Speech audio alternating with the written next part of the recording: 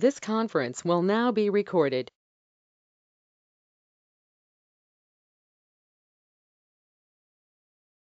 Everybody, if you have questions, go ahead. Hello, Francis. Yes, hi, Lauren. Hi, I have a question about separateness. And I'm one of your materialist students.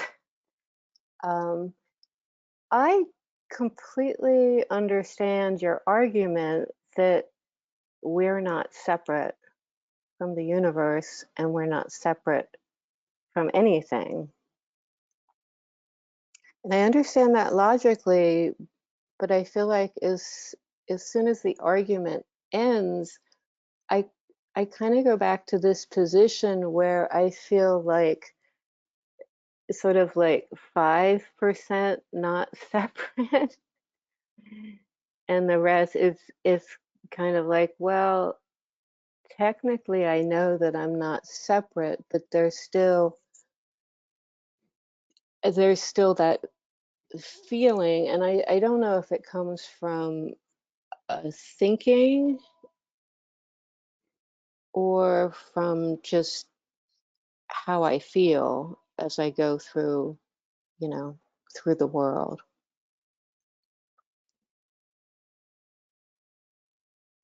I mean, I understand that either you're separate or you're not, but I realized technically I don't feel separate, but I I I mostly feel separate. Well, in this, when you say I feel separate, a lot of confusion arises out the lack of clarity we have about what we mean by I.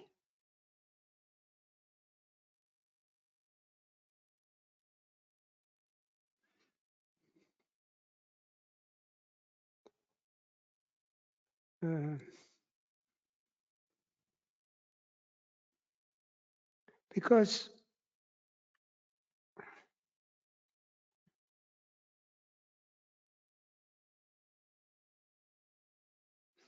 although the human body is true, is not separate from the rest of the universe, and this separation is an illusion, there is nevertheless a kind of inertia through which it has a tendency to perpetuate itself. And what we call instinct is basically this inertia, this tendency. We can observe that once we get used to do something, this type of activity becomes automatic and tend to reproduce itself. So the maneuvers, the actions, the thoughts, the goal of which is to maintain the biological life of this human body, they are wired in our genome, and also they have been reinforced by the culture we live in. And that is something absolutely normal. But if by I, we mean our deepest reality, our real reality, then it is an altogether different matter. So I go back to the body, and what I said about inertia. If you take a vortex in the river, in the flow of the river, this vortex is not really separate from the rest of the river. And somehow you cannot assign a clear boundary between the vortex and the part of the river which is not the vortex. This vortex also seems to move with the general flow of the river and with the interaction it has with this flow. And the reason this vortex perpetuates itself over time, roughly speaking, is because of its acquired momentum and therefore kinetic energy, right, and some angular momentum, so to speak. And so inertia, this inertia tends to perpetuate itself. So on the mechanical level, on the physical level, you have inertia, and on the biological level, you have instinct. These are the forces that enable some continuity in life, that enable some continuity between that which existed yesterday and that which exists today.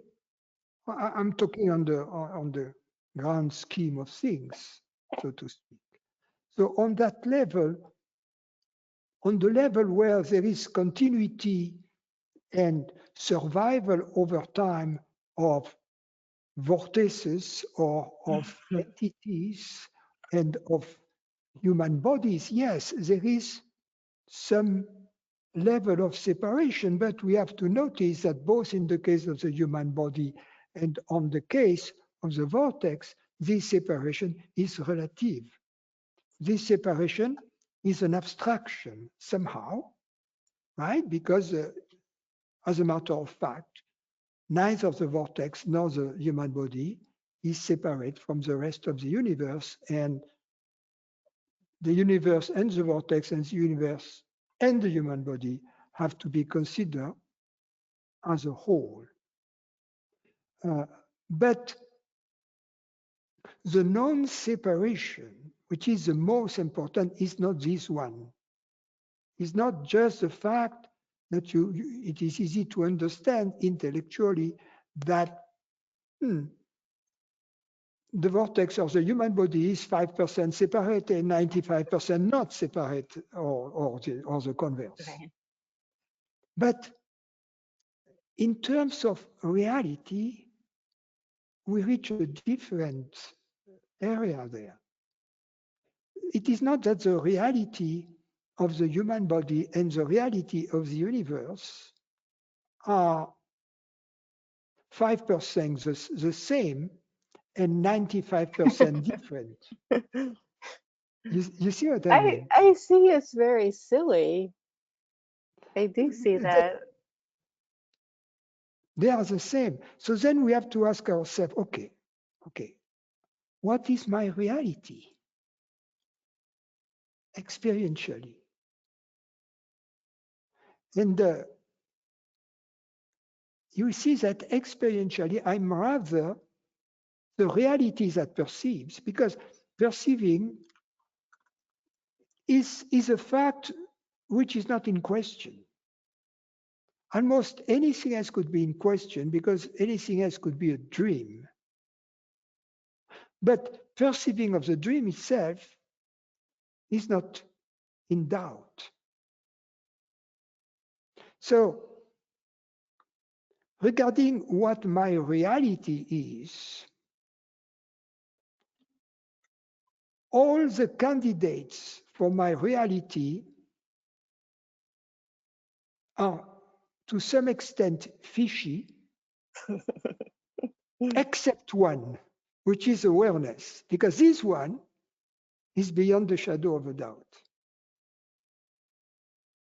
Yes. Regarding its reality, you see? So therefore, the only valid candidate, absolutely valid candidate, if I had to do some screening, you see, and to say, okay, which one is the best one? Yeah, right. I'm working from human resources, right, and I am hiring the best candidate for my reality, and definitely the one that I'm going to hire is awareness. Yes. So then, once I understand that there is only one reality, right? And that the best candidate for this reality as an experience is awareness. I mean, I just have to add these two things. Then what happens next is this. Oh, yes, I understand that. It makes sense. But at the same time, my gut feeling tells me that it is BS. Right. Right? Hmm. So that's just the beginning of the war. That's the first battle. You may lose, I mean, truth may lose the first battle, but ultimately, truth is going to win the war. Truth loses the first battle when it gets overrun by the gut feeling that tells me, okay, what Francis has said and to which I have agreed, my gut feeling tells is bullshit. So for the time being, I'm not going to consider it any longer. But once you have had a glimpse of this possibility, it's too late. It's too Yes. late. It's like this woman who has found, she's a brunette, and she has found this blonde hair on the jacket of her husband when he comes back from this meeting he had at the office around midnight.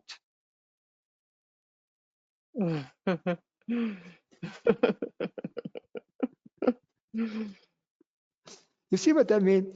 Once that's just a hair. That's a hair of truth. But it's difficult to put it back where it came from and to forget about it. So that's the same. Once we have had this first glimpse, we'll never forget it. And gradually or incrementally, the truth will get stronger and stronger and stronger. And there is a moment it becomes obvious that you have to trust your reason over your gut feeling, because by looking at your gut feeling, you will see that they have no probative value, that they have no, the fact that I feel otherwise is something that, the other example I use, so I apologize for those who have heard me use this one, but I love it, is this guy who is, overdrawn on his credit card, and he calls the credit card, and the person, the employee there said, yeah, you see, you bought this Gucci bag for that much, you bought this Mercedes for that much, and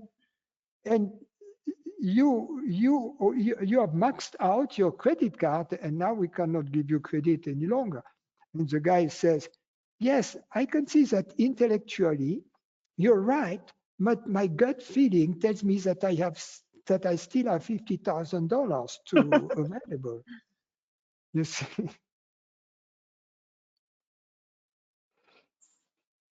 That's helpful. I have one question. It doesn't really relate to me. I'm just curious. I like to look at all the aspects.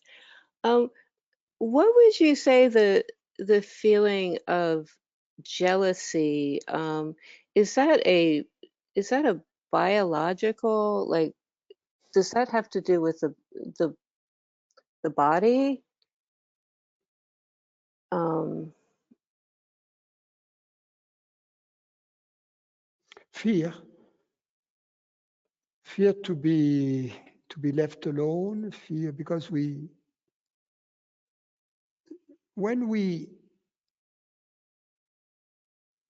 also there is another fear, a fear of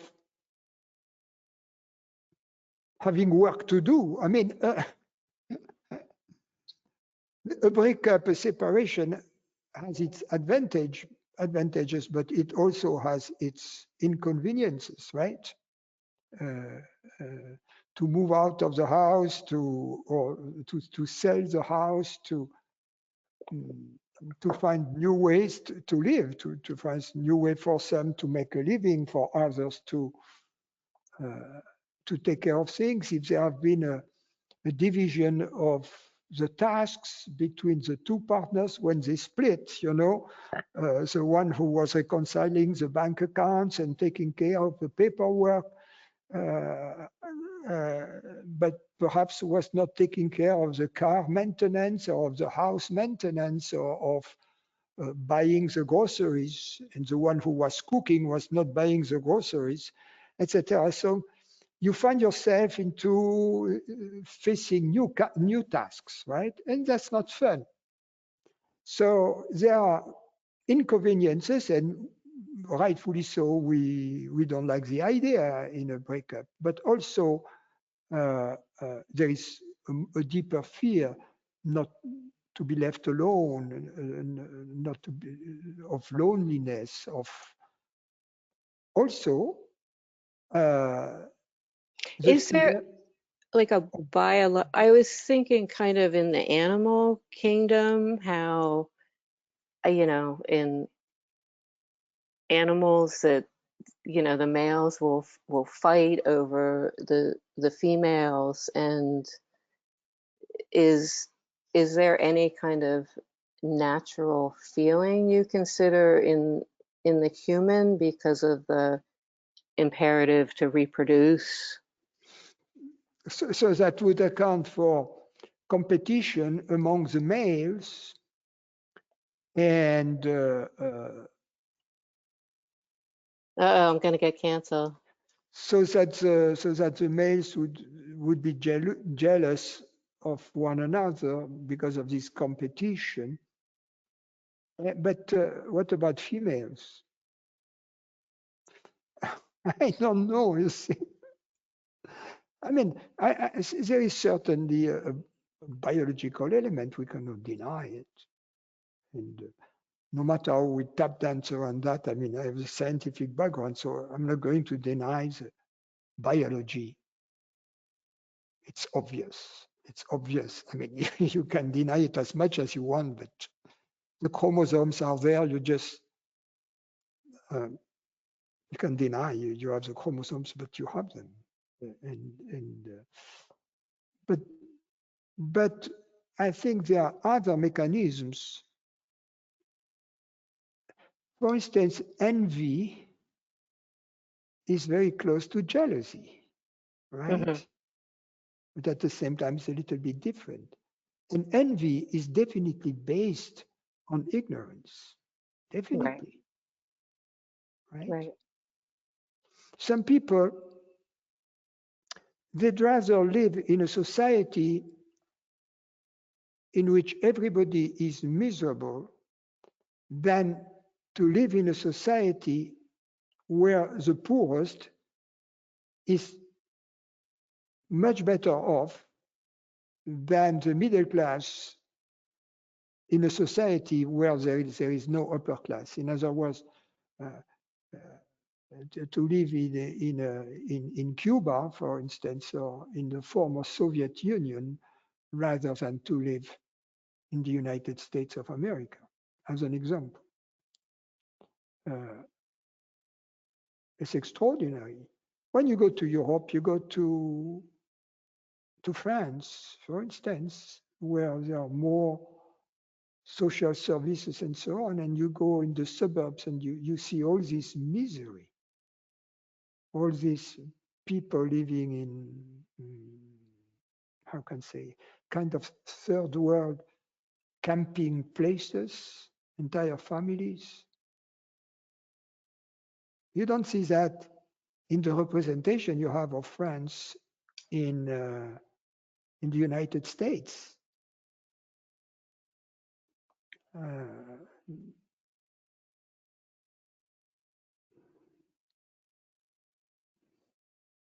So people don't accept differences, what they call inequalities, and that's a very theoretical thing because inequalities are there. Some people are old, some people are young. That's an inequality. Some people are tall, some people are short. Some people are smart, some people are not so smart. Some people are nice, some people are jerks. Some people are born wealthy, some people are born poor. Some people are lazy, some people are like working. Some people don't take chances. Some people are gamblers, etc. We are all different, all different. And I don't mean that society shouldn't help people who cannot, that we shouldn't help the poor, that we shouldn't help the elderly, that we shouldn't help people who cannot help themselves. That's not what I mean. We should. But it's very different from the claim of a society in which everybody should drive the same car, everybody should have the same level of income. It's very, very different, totally different. Because we see that when that happens, we have conducted all kinds of experiments in the past, and the picture was not that nice of what went on.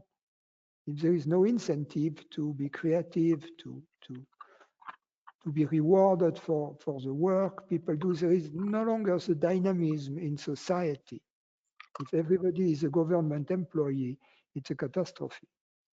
I am a former government employee. I know what I'm talking about, right? So, and then you can see envy. The grass is always greener in the front yard of your neighbor, right? Envy.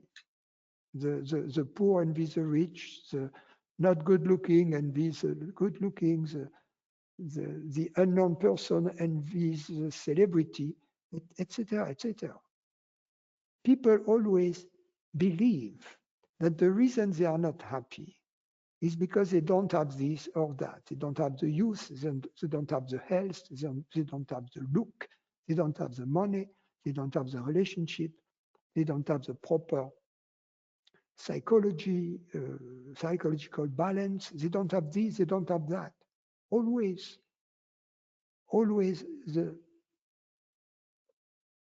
the sense of lack is attributed to something that is missing. And for this, I have news. There will always be something missing. People are very wealthy, young, good looking, and they commit suicide. They become drug addicts. They don't know what to do with their lives. They are miserable. They are depressed. And you have people who are poor and they don't care. They don't work much and they live happy lives. So envy is really a big engine, and so as a more extensive concept than jealousy, it's an engine of our modern societies. Yeah, the animals seem perhaps to have some competition, but obviously the envy is all having to do with the ego. So I look to my dog as my other spiritual teacher. So That's perfect. thank you so much, Francis. Hello, Francis. Yes, Ron. Yeah, I had a big realization this morning, and I want to run it by you. because it's something I've heard 100 times or more, but I maybe understood it a little for the first time. And it's this: I live in the world, but the world I live in is only either my perceptions, my bodily sensations, or my thoughts. That's it. That's my world. And there is another, you could say, world that exists, but if I'm not aware of it, it doesn't exist for me. At any given moment, I'm aware of my world and not the world. So, would you care to comment on that? Yes, but Ron, when you do that, you see, what you saw is that the reality of the external world was not absolute. But the fact that you don't perceive it doesn't mean it doesn't exist. I agree. I agree. For instance, in this moment, you're speaking with me, right?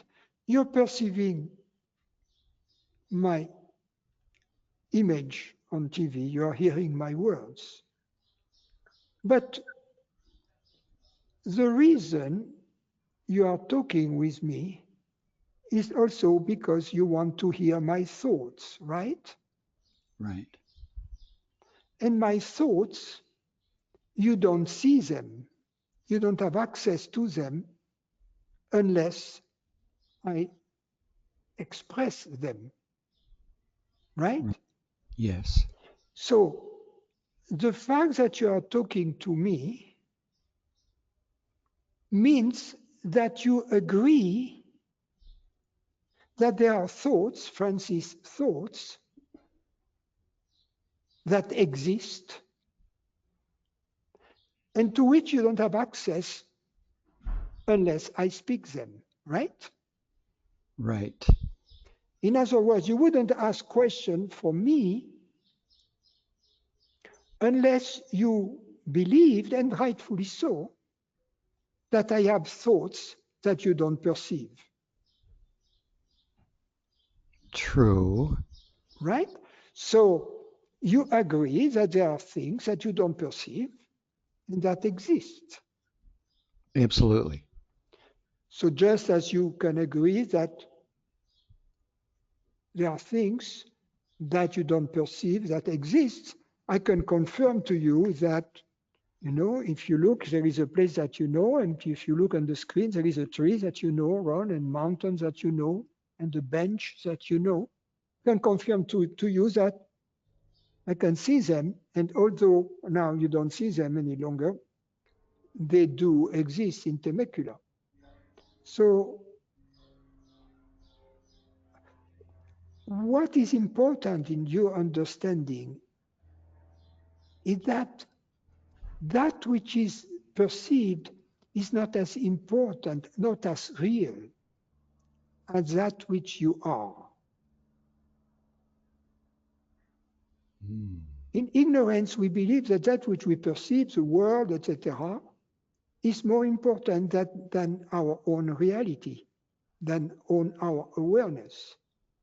Right. And so people believe that after the body dies, the awareness dies with the body, the awareness will be gone, and the world will continue its existence. In other words, that the world is more real than their awareness. So when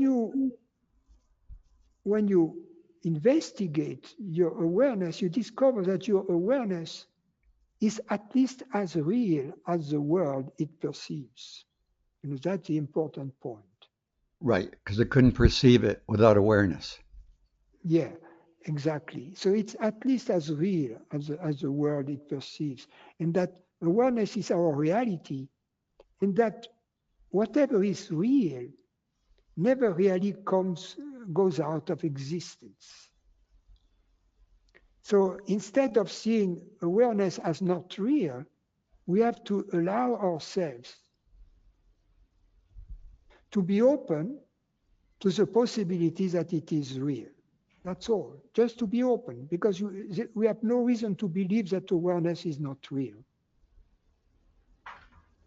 Okay, but if in awareness, I'm aware of my perceptions as being the world, but that's just after, if it filters through my mind, that's what I consider my world. Yes, And look, Ron. It's clear to most people that we share the same world, right? Because we share the same California, you and I. And when you drive to Temecula and come to my place, right, it becomes obvious that we share the same world. oh boy. Right?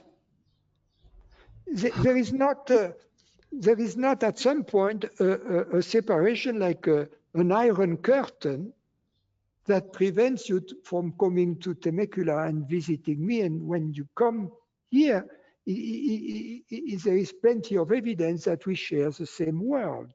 What about if your world is 100% awareness and my world is conceptual? Is it the same world? But if your world is conceptual, this conceptual world appears in your awareness, right? Right. Therefore, awareness is the substance of this conceptual world. True. But Ron, you didn't let me finish. What I was saying first is that it doesn't make, I mean, for most people, they will agree that we share the same world because we can meet physically in this physical world. We can make an appointment with someone. We do that all the time at a certain time, at a certain place, and we meet. That's made possible because we belong to the same world. Right. It feels so natural. That which doesn't feel natural is that we share the same awareness. Why? Because our minds are different. And we have this confusion between awareness and mind. Right. So just as in the physical world, we can meet, although we don't share the same human body, right? We don't share the same human body, but we can meet in the physical world because the two human bodies share the same world, right? Right. Yes. Now, and that is clear to us. Why? Because we make a distinction between the body and the world. If we make the same distinction between the mind, which is perceived, and the awareness in which it appears, although you and I, we have different minds, it leaves open the possibility that we share the same awareness in a similar manner as we share the same world. So, to repeat it, we have different bodies, but these two bodies share the same world. We have different minds, but if we make the difference, the distinction between mind and awareness, it makes it possible for us that the two minds share the same awareness.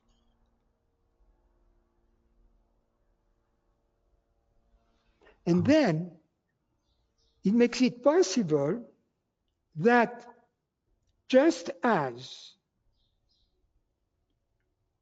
there is this connection between the mind and the body, that there is a similar, they are one, they are a body-mind, if you will, that there is a similar identity between the awareness and the world.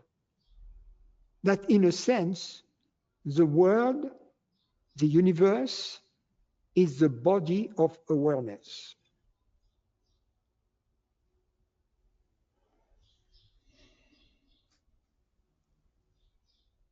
So if we believe to be the mind, the human body is our body. But if we take our stand as awareness, the world is our body.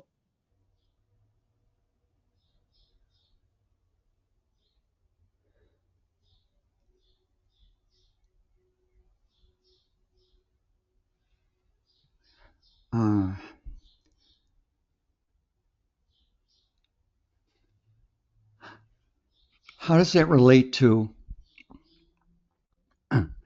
I've heard before that the world appears within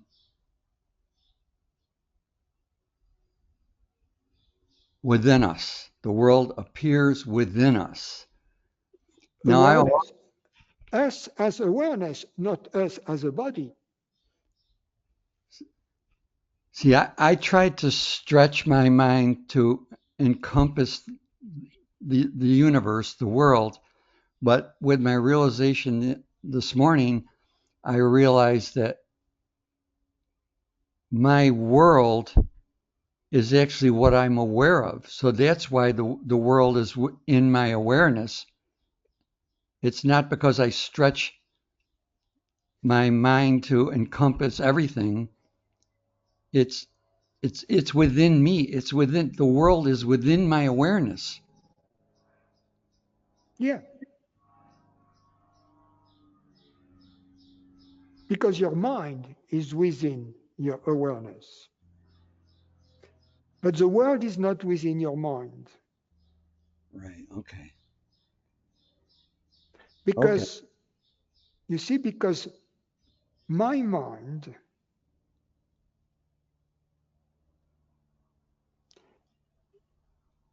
is not within your mind. Right. But your mind and my mind are within awareness.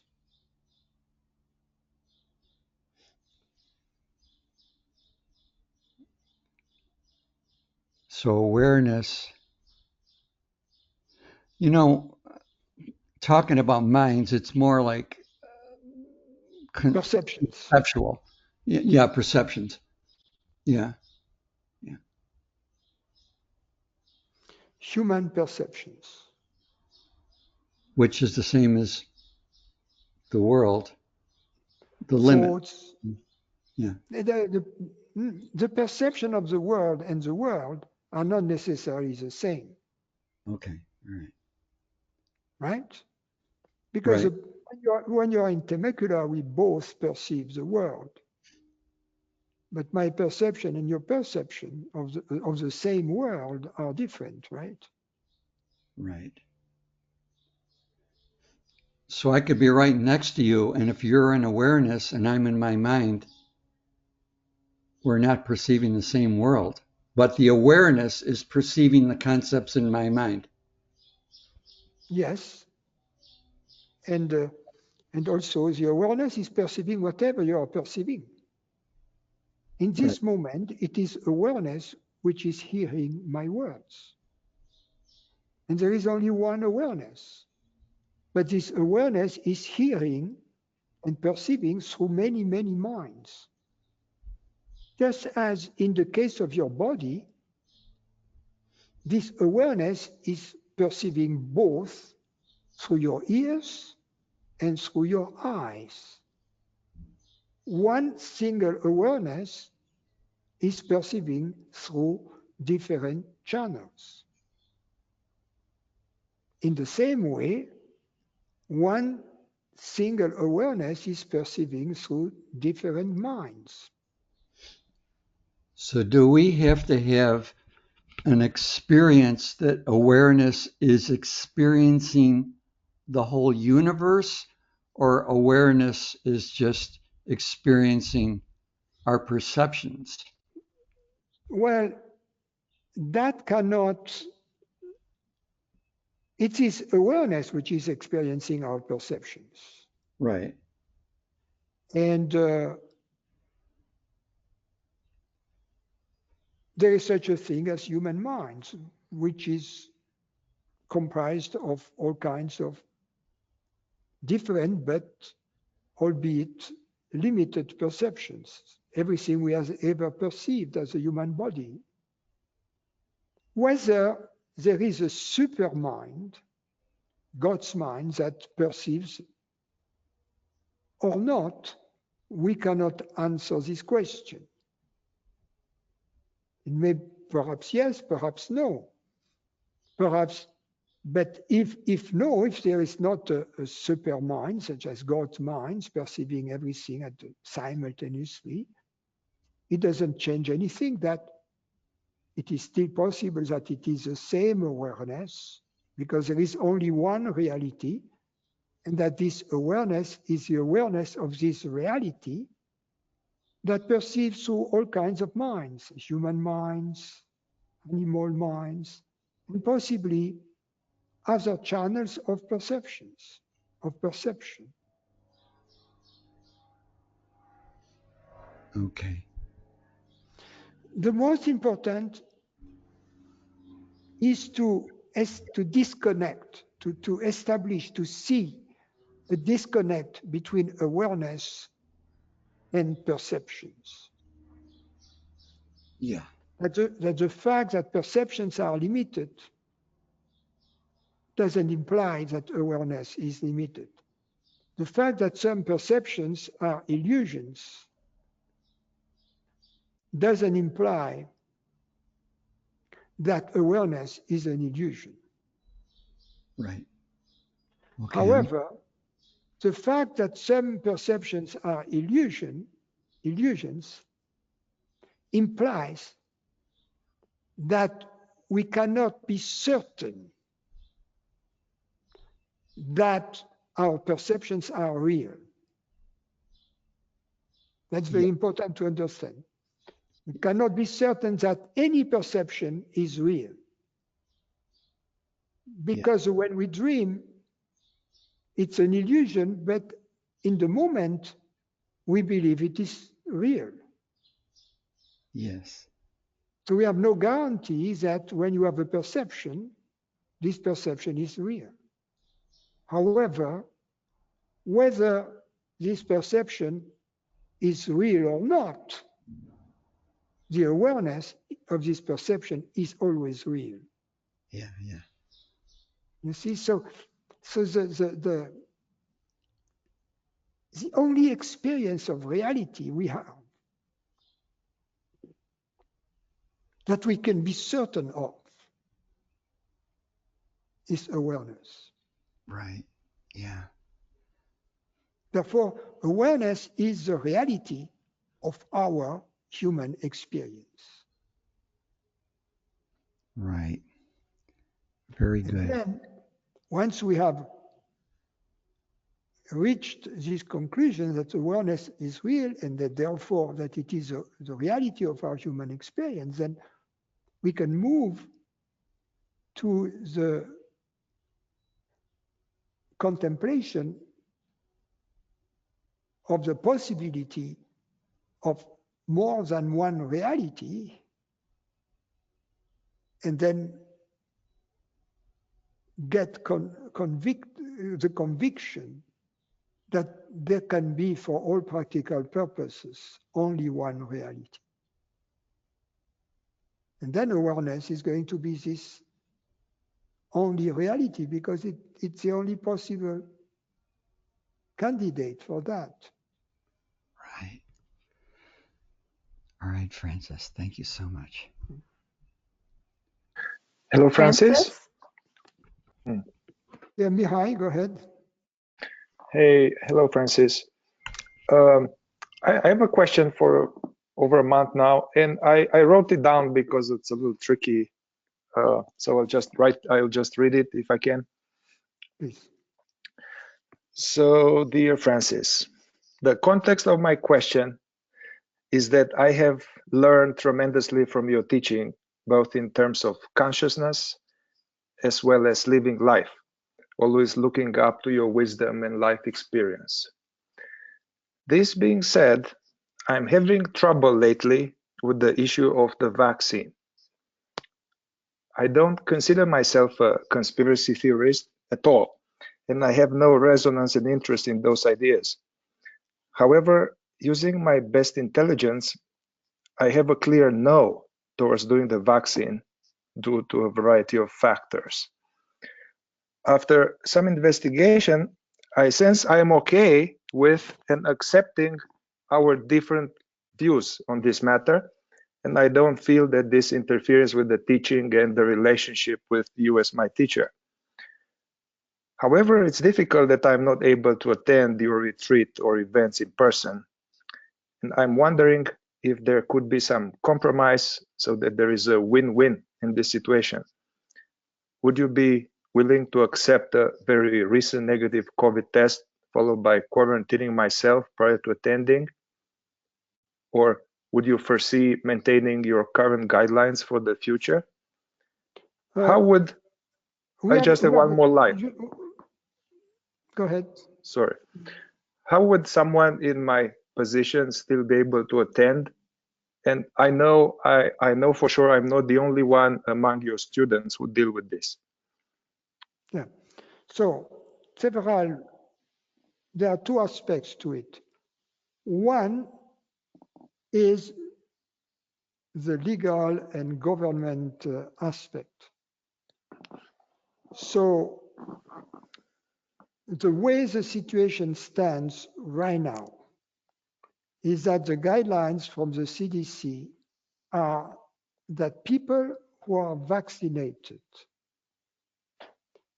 can lead a normal life among themselves. They don't need to wear masks. They don't need to be socially distanced. Meetings, indoor meetings of any other kinds are subjected to all kinds of regulations. And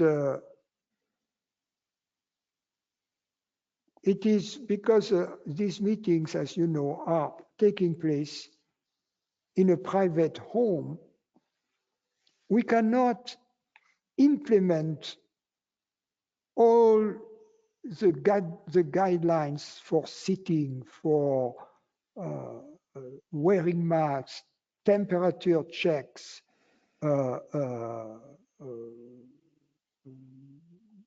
participants. I mean, it's very complicated the moment we go into it. It seems simple to you, but to be in line with the law in California, the way it stands right now, is extremely complicated.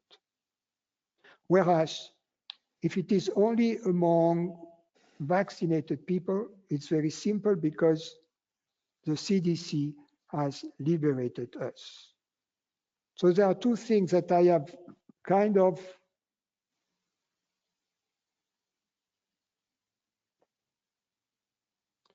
there are a few things that I have changed because I've been asked. So if you look at the website, you see that people who have had COVID, they told me we cannot get vaccinated because we are afraid that there will be an overreaction of the immune system. Besides, we have tested positive for antibodies. So we have added these people to the list of the ones that can be admitted to the retreats. I doubt that for non-vaccinated people, I mean, basically, what we are expecting is on June 15 for the state of California to go back to normal.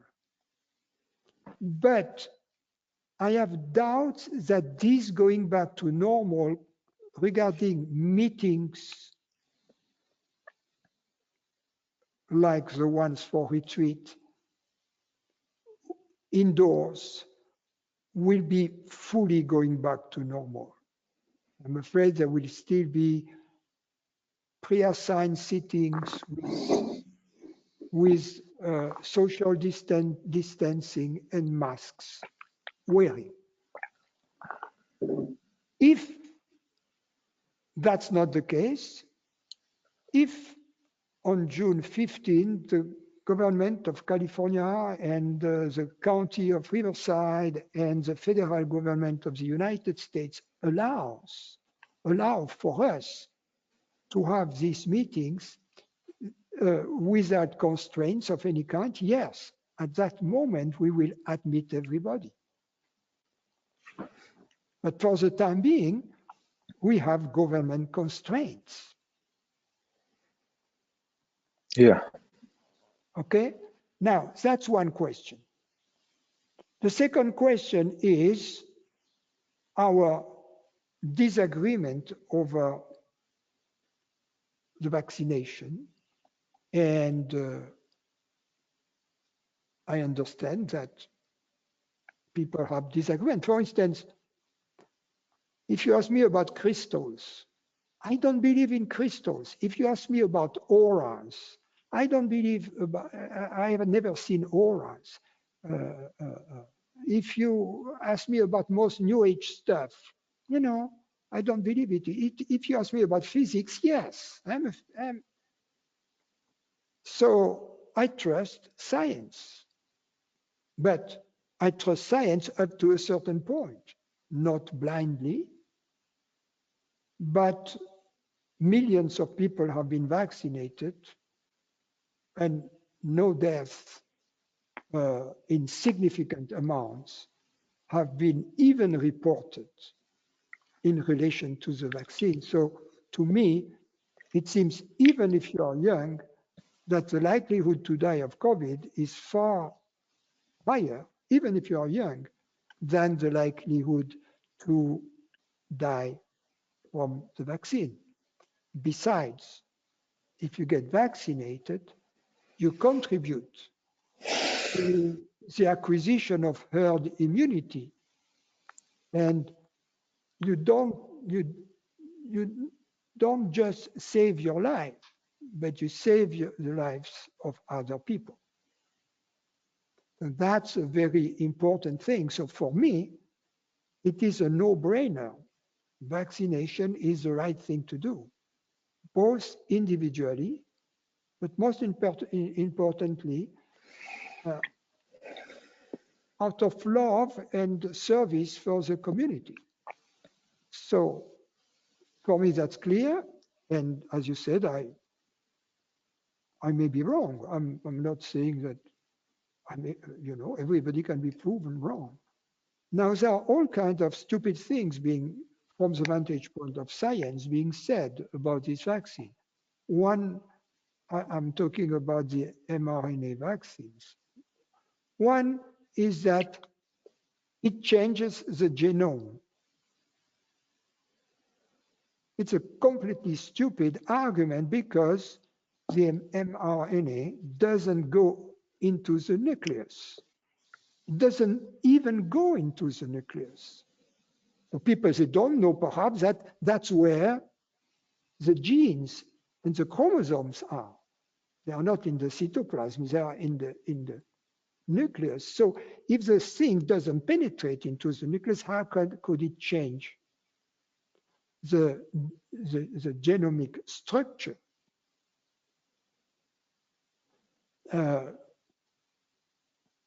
I even someone sent me an email according to which not only would it change the genome, but then Pfizer would have a legal claim on our individual genome according to a precedent set by the US Supreme Court about genetically engineered seeds, for instance, that if they merge with natural seed, and if some sequence of the engineered seed are found, then the copyright or the patent of the company who has created this engineered part, they have rights on these things. So that's really stupid, of course, because the genome is not affected by these vaccines. Even scientists who are not very much in favor of vaccination acknowledge that there is no change in the genome brought about by these vaccines.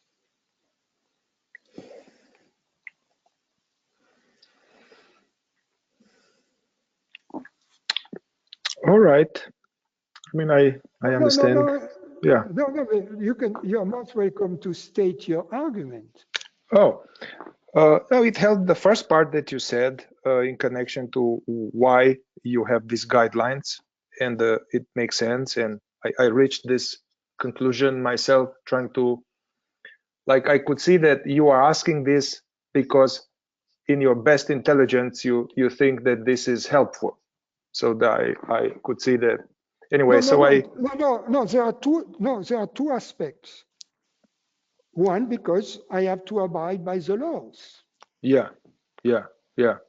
And should the law allow us to have retreats without asking for vaccination and without wearing masks and without any constraints, the way we used to have them, no matter whether I believe that it would be better to be vaccinated, which I still believe, then it's fine. We will accept people who are not vaccinated. You see, so yeah, I'm open to that possibility if it is legally, because my feeling is that, well, people who are vaccinated, then they will be safe, mostly. The ones who would be at a greater risks are the non-vaccinated one, but that's what they choose. So what can I do? I cannot force them to get vaccinated. So then we would be fine. Yeah, I get this, and it helps to understand your thinking. And I mean, in terms of my reasons of the no,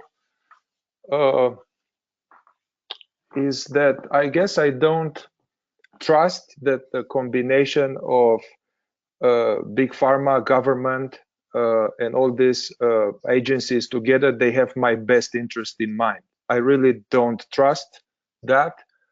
And also, I know I work with a lot of people, and in America, they have people vaccinating our kids, a lot of vaccination, and anyway, it's questionable.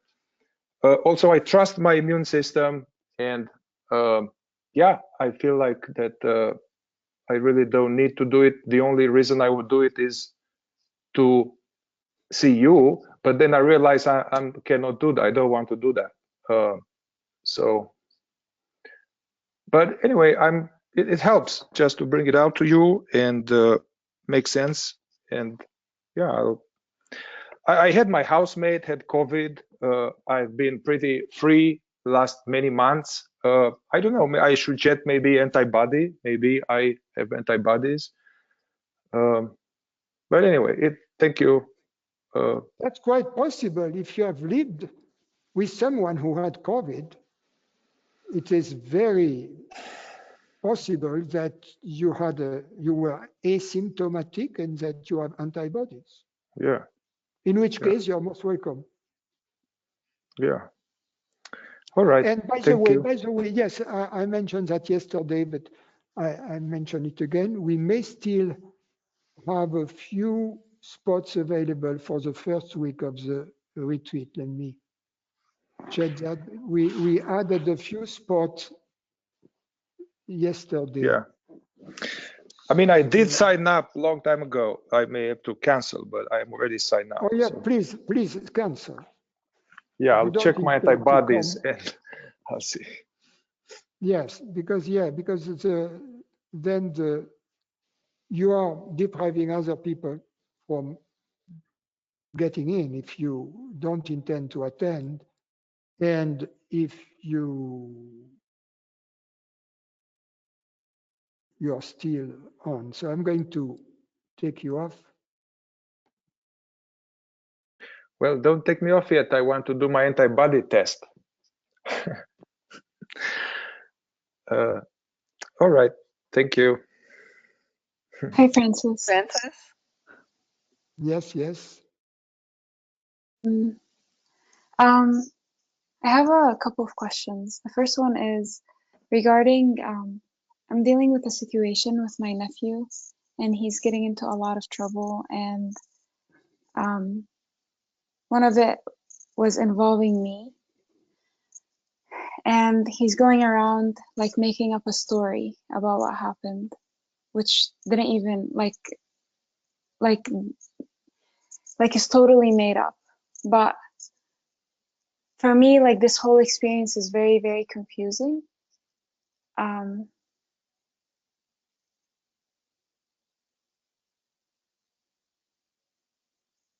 Just because part of it is like, I'm shocked. I'm very naive in thinking that people are like me, like in the sense of like valuing integrity or honesty. So he's very good at lying, and he's very good at like manipulating. So you know Yeah. what you do if someone does that? I mean, we are talking a blatant lie, a blatant factual lie, right? Yes. You treat him as if it didn't exist. In front of everybody, you completely ignore it. He speaks to you, you say, I'll speak to you the moment you recognize your lie. That's all you tell him. And then you live your life as if it didn't exist, because you don't have to condone that attitude. In front of everybody.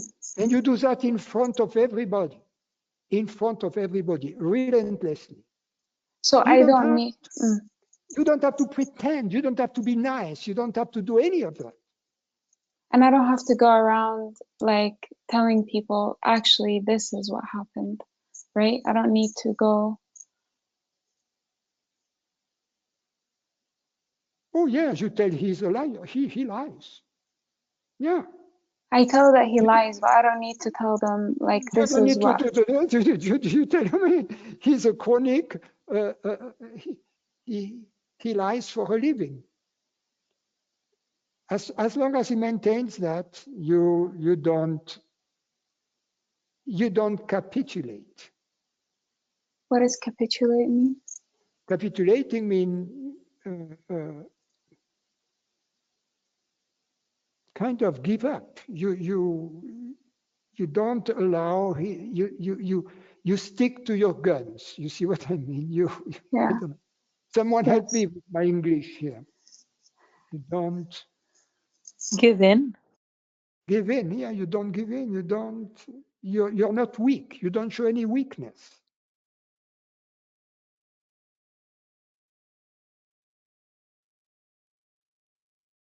Yeah.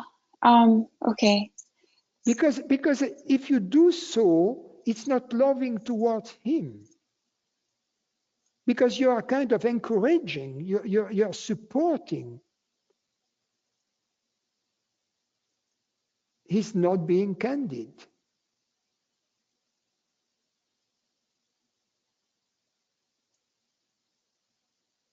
There's because of aside from my nephew, but there's like a dynamic. And I come from a very big family, and there's a dynamic, like a cultural dynamic, and like beliefs about how things are supposed to be, like in terms of like family closeness. Like if somebody's family, like you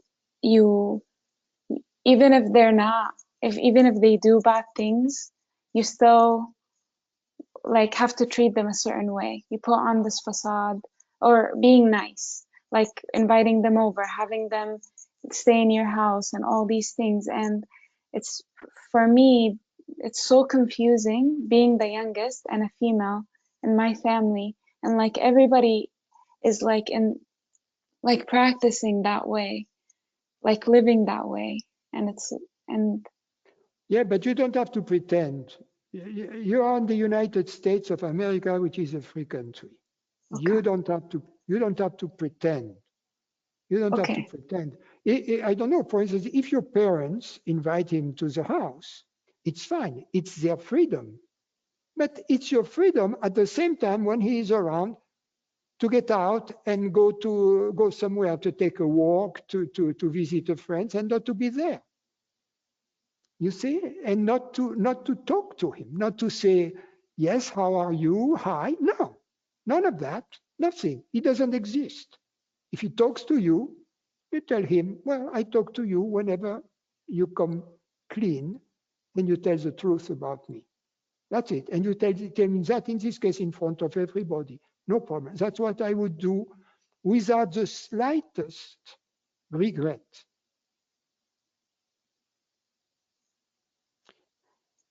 And Thank you so much. you don't need to be in his company. You don't need to be nice, because you are right. You're right. You have the right on your side. You have the truth on your side. So don't. And So people will to, know.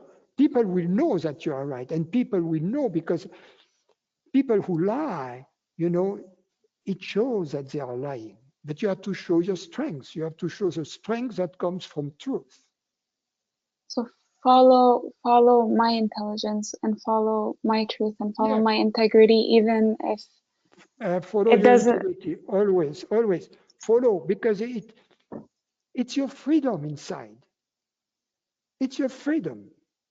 Families can be very oppressive, and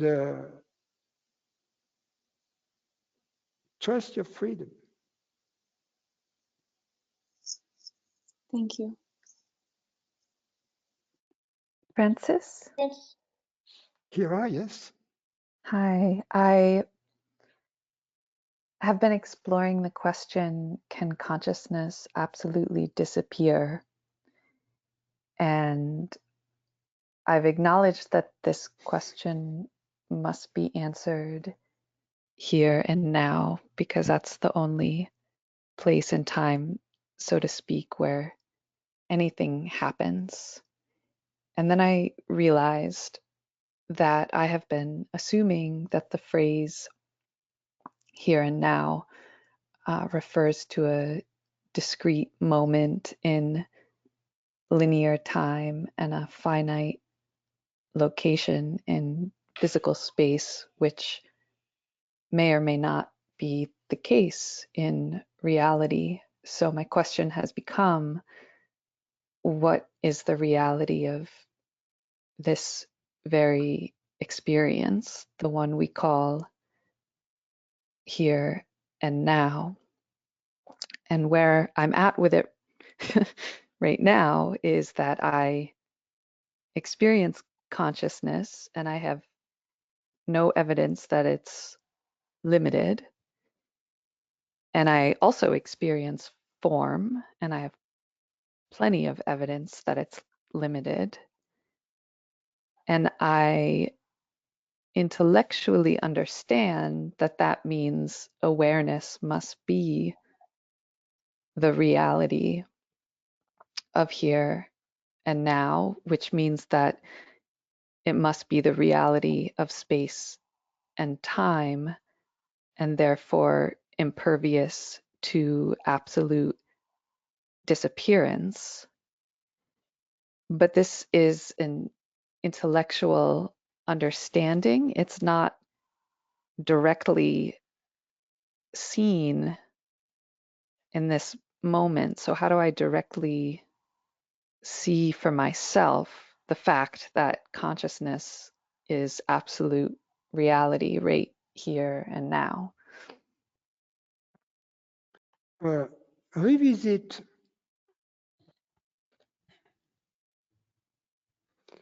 your definition of consciousness from being that in me which perceives to being the reality that perceives.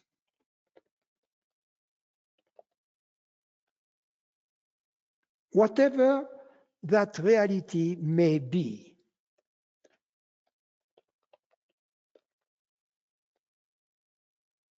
In other words, consciousness not being some kind of a function that is an instrument of some entity I call me, but consciousness being definitely the reality, whatever this reality may be, that perceives. But isn't that embedding the answer in the question? Because whatever reality is, No, because not a priori, because a priori this reality may still be limited.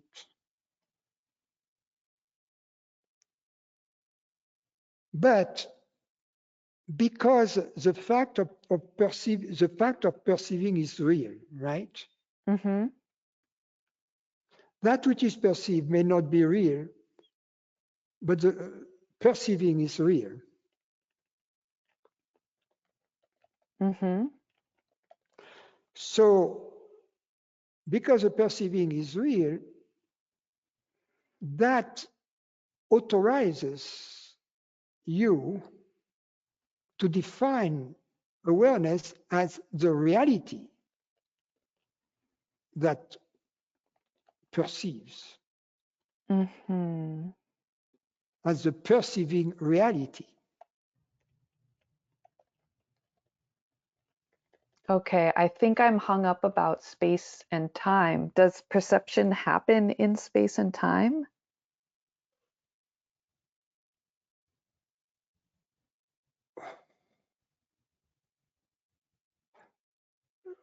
I wouldn't worry about space and time for the time being,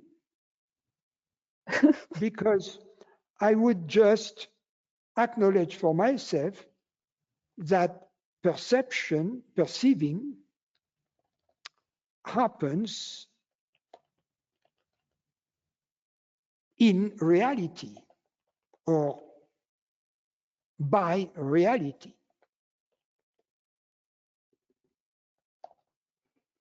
That it is reality that perceives. We don't need to worry about space and time. At this moment, we agree that there is an element of reality in perceiving. Because if there is no element of reality in perceiving at all, nothing is real. I mean, Right, right? right. And I guess if I stick with, you know, knowing that it is reality that perceives, I don't even need the word consciousness. Yes, but yes, because it's all about moving the post, moving the definition of consciousness from mind to reality that perceive to reality. It enables us to discriminate. The discrimination is always between that which is real and that which is not real.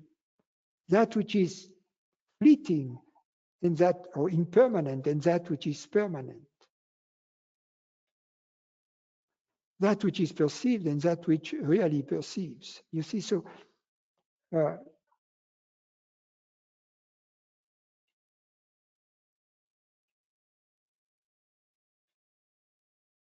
try to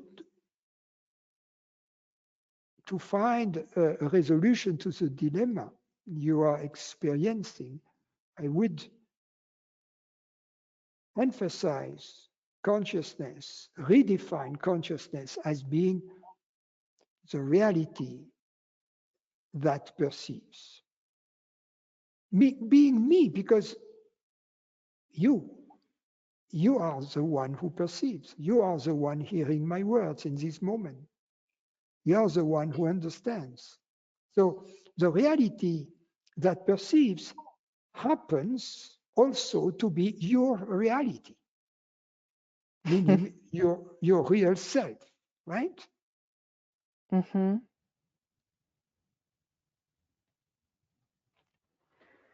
And the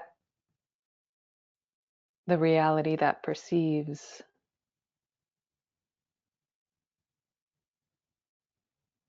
cannot absolutely disappear. Well, it could absolutely disappear potentially if there was more than one reality.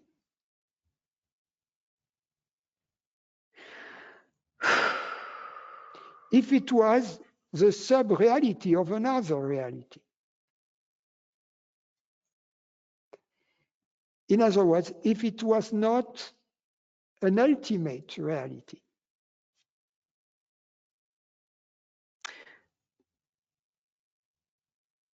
Ask yourself another way so then you have to, then the way to go about it is to say, okay, let's assume, okay, consciousness is a reality that perceives.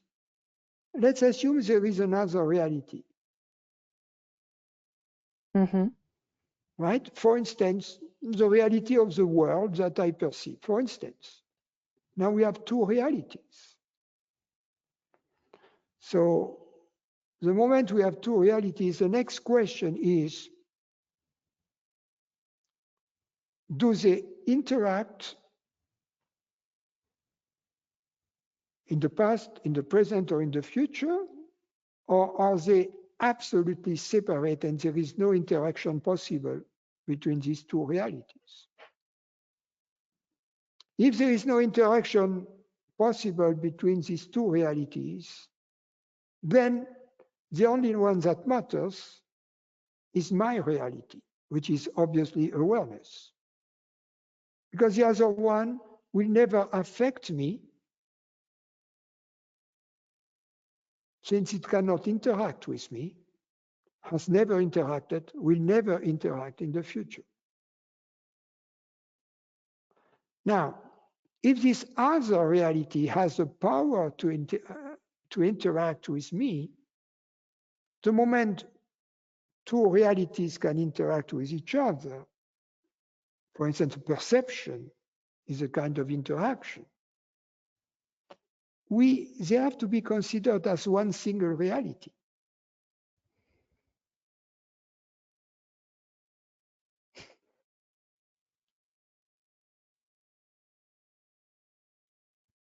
So that's how you reduce.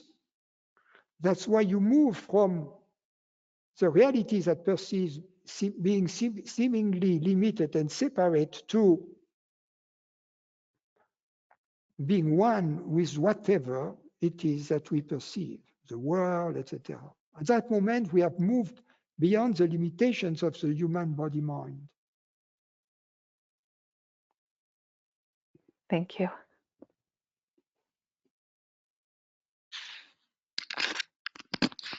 Hi, Francis. It's Rachna here. Yeah, Rachna. Hi. Can I please ask a question related to love and understanding? And it came up in your lovely French satsang on Sunday. And my French isn't quite good enough to always follow. But I think what I understood was something like in this teaching, like the entry point is understanding as opposed to love, which comes in semester 3 or something like that. And I didn't quite understand. I don't know if you remember. It was towards the end. Oh, okay, no problem. I will. I'll ask someone to translate it for me. That's okay. Thank you.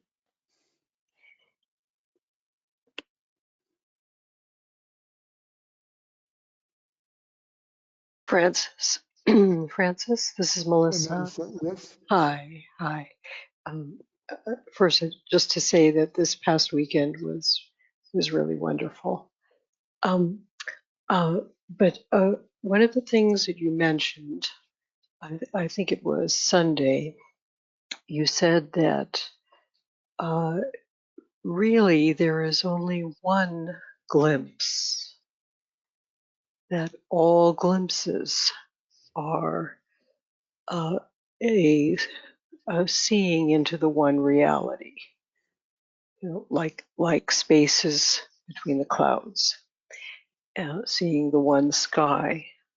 And this is a short question. So, can we also say, in a way, there is only one understanding, even though the content of what we might be understanding is unique?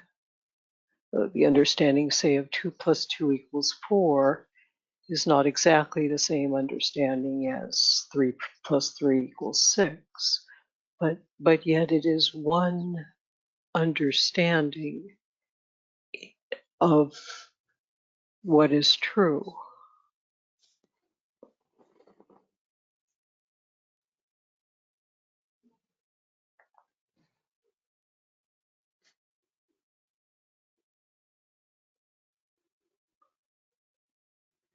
Yes. What is the question?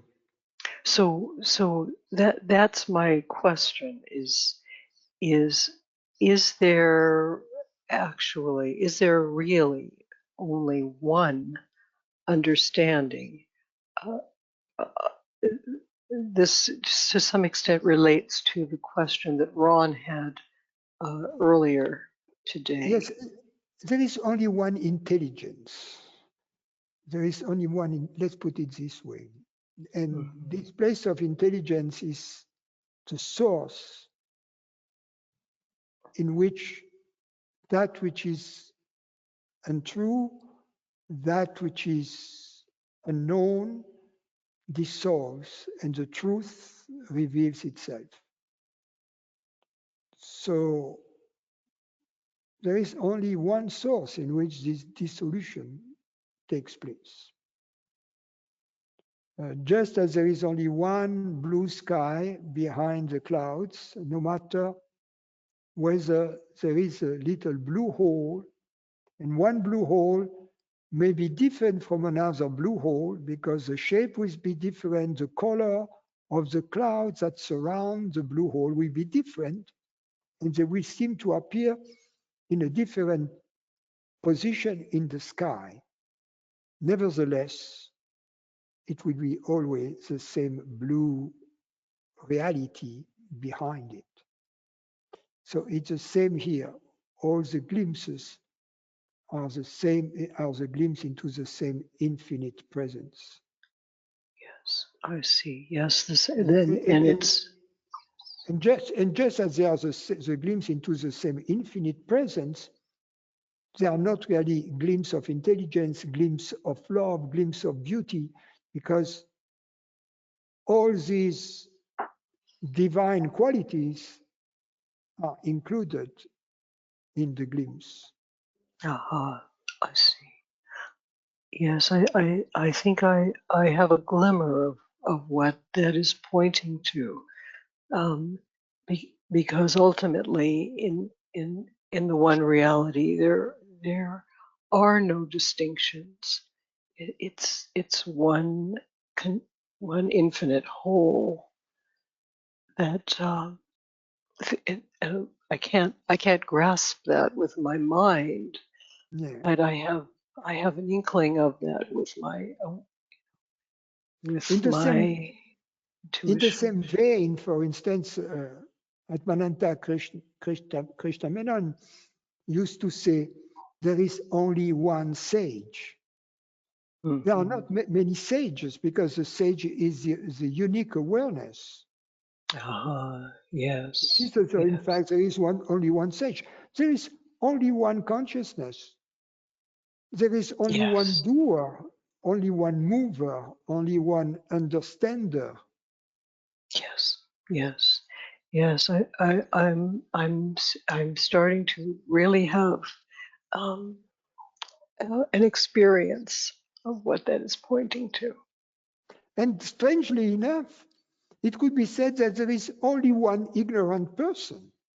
and that this ignorant person is precisely this one unique sage who chooses to play the game of The game ignorance. of ignorance. Yes. Yes. I see that too. Yes. Thank you so much, Francis. Could I ask one little question? Please. It's related to the person who had a family. I guess. Okay. My situation is that I don't. I have people accusing me of things, and if I keep myself in awareness, my life goes very smoothly. And I had that experience last week where I was like miraculous flow, and then I'm getting people accusing me of things, and I think I have the choice of. I feel like my choice is a little bit. I feel a little bit like I'm putting my head under the sand to go back into flow, but I also feel that if I address accusations by saying I can prove this, look at this, their accusations they're kind of using any information I get and then saying what about that, and keeping me on a treadmill, which could last. So I don't know whether there's probably a combination of the two. I don't know whether strength is being very direct with them, saying I'm truthful. I don't know why you are doing this, or whether I should not talk to them. But then it's turning into something where people are talking behind my back. So there's a fire that's going on, and part of me says, if I am in awareness, I don't know whether it would all just resolve itself if I do nothing, or whether by doing nothing I'm creating a bad situation. Yeah, I guess there's a confusion.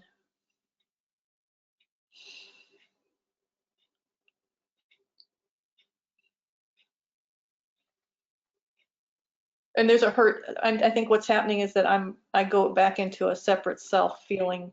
There's an ego part that says, how could someone not understand me? I've always been helpful to everyone. But that's my own perspective of myself, where they may think that I'm yeah, they don't believe that. So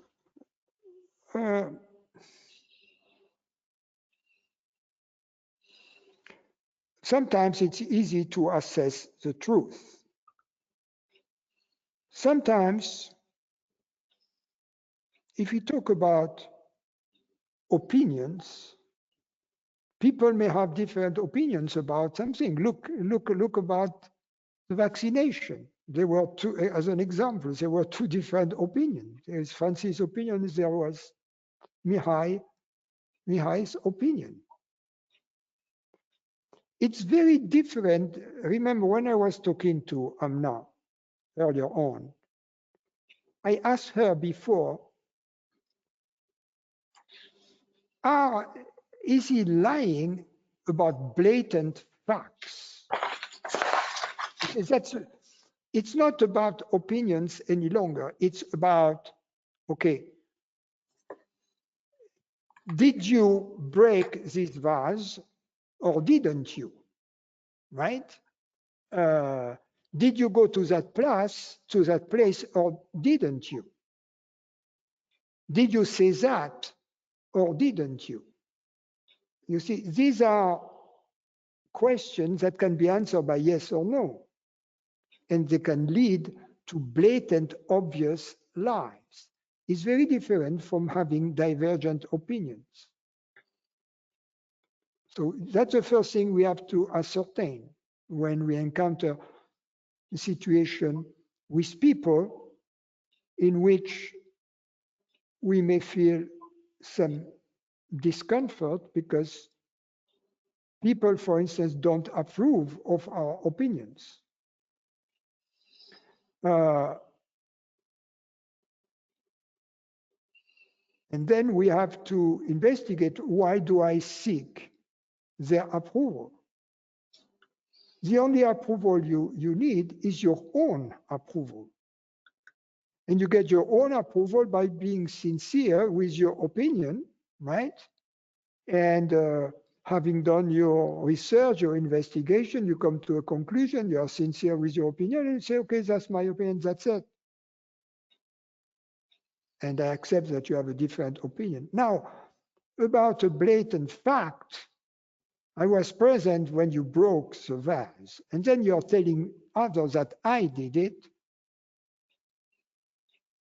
That's a blatant lie. That's the type of thing I was talking about, in which you have to be really strong and stable. So I don't know, when you talk about these problems you have with other people, which kind of, go ahead.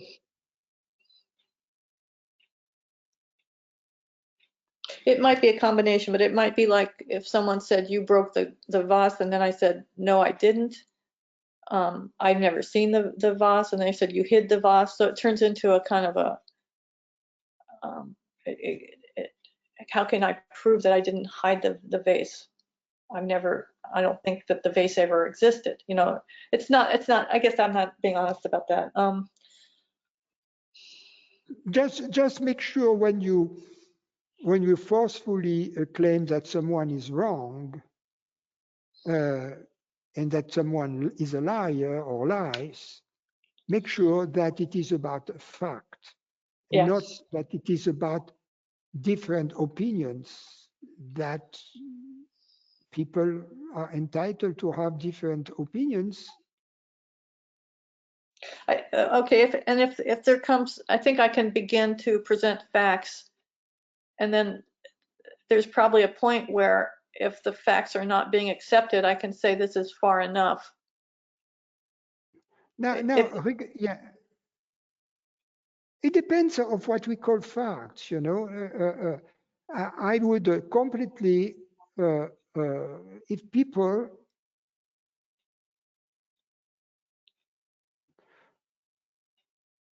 yeah, it depends on what one calls facts. For instance, when we are talking about the efficiency of the vaccine and its relative benign side effects, we rely on facts that are given for us by medical authorities, and I am not into, and then we may differ about how we trust these people, which was the case in point with Mihai. He doesn't trust the scientific community. I tend to trust them. But if we are talking about something, a fact about which you are a direct witness, it's a totally different story. You were present and they broke the vase. You see, these are a different set of facts. So, indisputable facts. So that's when you have to be strong. But before being strong, you have to make sure of the kind of facts we are talking about. Because sometimes you may accuse people of lying, whereas they simply come from a different set of facts. Okay, I see that. That's very important. Now, there is something I want to add, because once you have your position, right? Your position can be one of absolute certainty, or one in which you say, okay, yeah, we may differ, it's a, I understand that you come from a different place, that you don't trust this, that you don't trust science, for instance, and that's fine. There are many people who don't trust science. What can I say? That's then we may be talking about apples and oranges when we talk about vaccine and things like that. And but you cannot force people to trust science. I don't trust much some branches of called science. I couldn't, sociology for me, that's bullshit. So I agree that I don't have to trust science. I don't force other people to trust science. I cannot do that. The most important thing is your imperturbability. Once you have done your homework for yourself, that you are certain of your integrity, of your honesty, then the opinion of others, you couldn't care less about it. You don't want to be loved. You love the truth. You don't want to be loved. That which matters is your love. It's for you to love, not to be loved. So you love the truth, you love the consciousness, you love love itself, you love beauty in your decisions, in your thoughts, etc. And that will give you this inner strength that you don't care what people think about you. Because if you start caring about what people may think about you, good luck with that. You are always going to be defending yourself. And in fact, this time you spend energy, you spend defending yourself, you better enjoy taking walks in nature, having chat and tea with friends, playing tennis or whatever, listening to music, than defending yourself, which is a boring thing to do. And there is nobody to defend, you see, that's the beauty of it. So the truth will always defend itself, provided you come from that place, from within, and then trust the truth. Because, people who cheat with the truth, they're going to have a very sad experience. Very sad. But that's the experience they need to have, right? So it's not sad, it's a good thing. But they are going to pay a price. You don't have to make them pay the price. Just stick to the truth and be indifferent. There is this saying in North Africa that goes, the dogs bark, the caravan passes by. Be like the caravan, undisturbed by the dogs barking.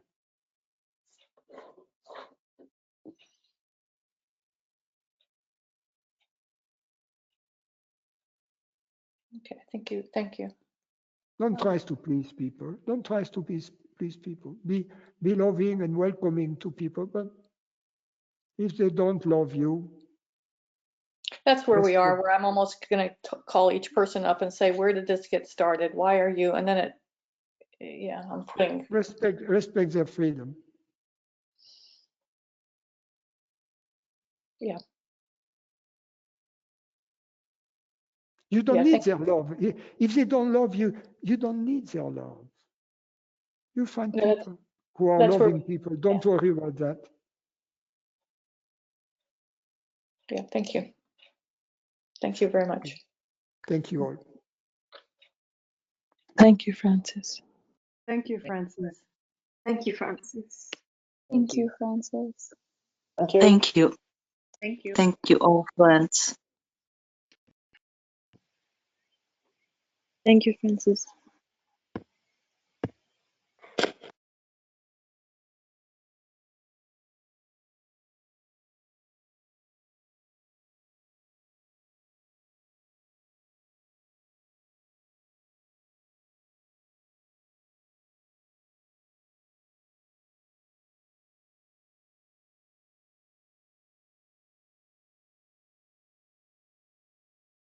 Thank you. It's wonderful.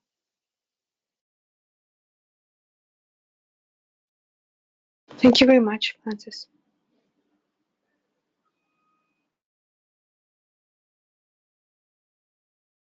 Thank you.